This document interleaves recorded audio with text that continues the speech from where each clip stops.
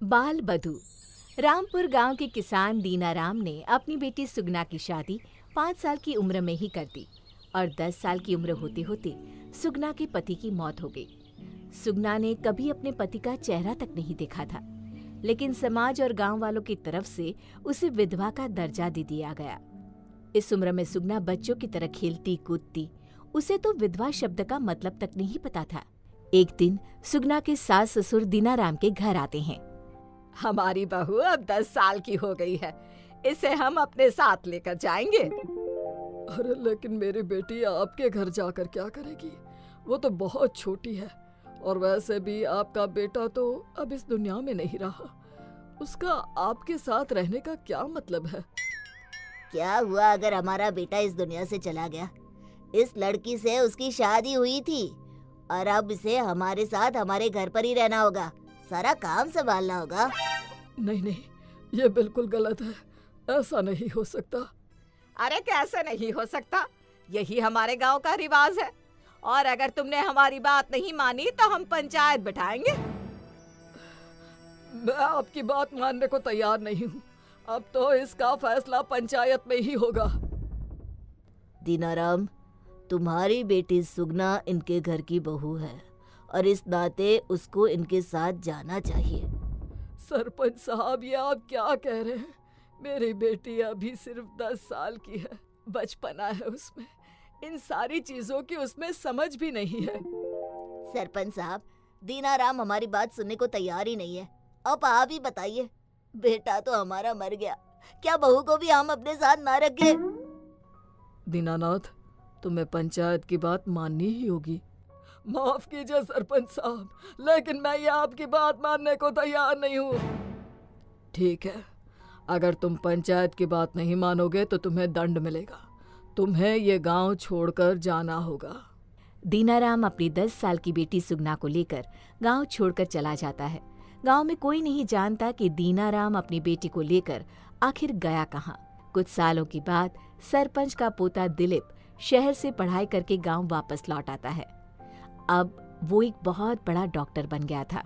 दादाजी, मुझे शहर में एक लड़की पसंद आ गई थी और मैं उसी से शादी करना चाहता हूँ। देखो बेटा, तुम शहर से पढ़कर आए हो, ये बात बिल्कुल सही है, लेकिन हमारे यहाँ अपनी मर्जी से शादी करना अच्छा नहीं माना जाता। ये हमारे गांव के कानून के खिलाफ है।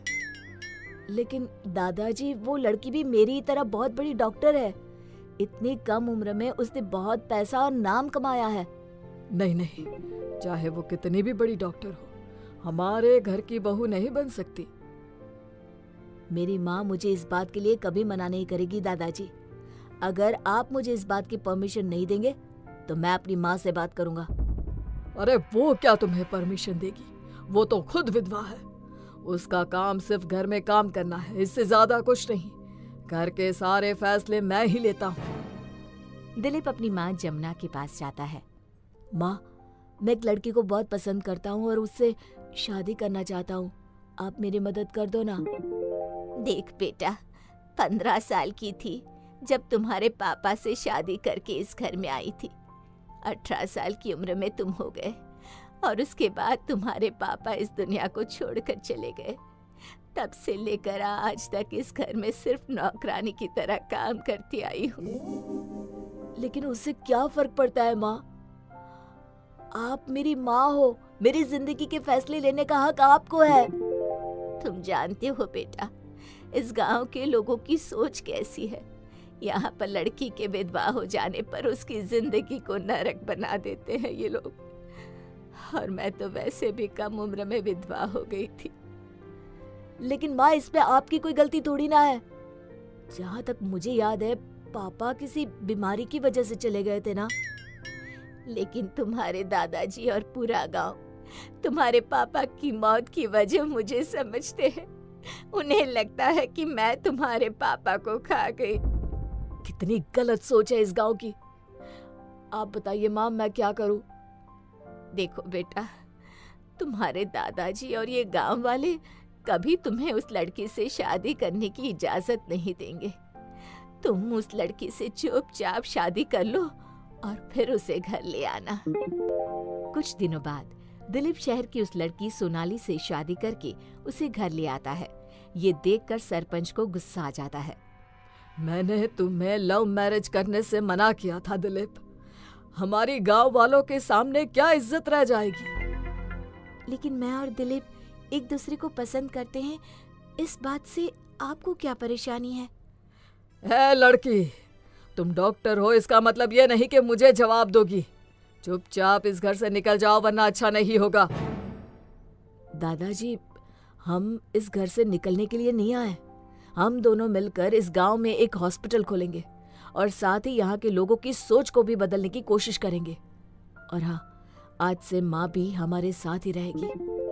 धीरे धीरे दिलीप और सोनाली मिलकर गांव में एक बड़ा अस्पताल खोलते हैं। दिलीप और सोनाली लोगों की बहुत सेवा करते हैं, उनका फ्री में इलाज करते हैं। ये देखकर गांव के लोग दिलीप और सोनाली को बहुत पसंद करने लगते हैं और उनकी लव मैरिज करने वाली बात को भी भूल जाते हैं। तभी एक दिन दिलीप और सोनाली को पता चलता है कि गांव की किसी लड़की का बाल विवाह करवाया जा रहा है, तो वो दोनों फौरन वहां पहुंचते हैं।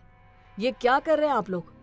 ये लड़की अभी सिर्फ 12 साल की है और आप इसकी शादी करवा रहे हैं। अरे डॉक्टर साहब, ये तो हमारे गांव में बरसों से होता आया है, इसमें गलत क्या है?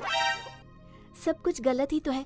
इतनी कम उम्र में लड़कियों की शादी करते हो, कोई बाल विधवा हो जाती है और कोई जिंदगी भर अपने ससुराल में नौकरानी बनकर रह जाती है। क्या फायदा होगा इतनी कम उम्र में शादी करवाने से? आपको अपनी बेटियों को पढ़ाना चाहिए और सही उम्र में शादी करवानी चाहिए। मेरे पोते और उसकी बीवी का दिमाग खराब हो गया है। इस गांव की परंपरा जैसी है वैसी ही रहेगी।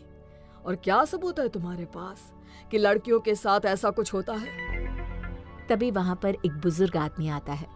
गांव के लोग उसे पहचान नहीं पाते, लेकिन ध्यान से देखने पर पता चलता है कि वो दीनाराम था। अरे दीनाराम, इतने बरसों के बाद आज गांव में लौट कर आ गए भाई। क्या हालचाल है? देखने में तो तुम काफी रईस लग रहे हो। कहीं पर डाका डाल दिया क्या?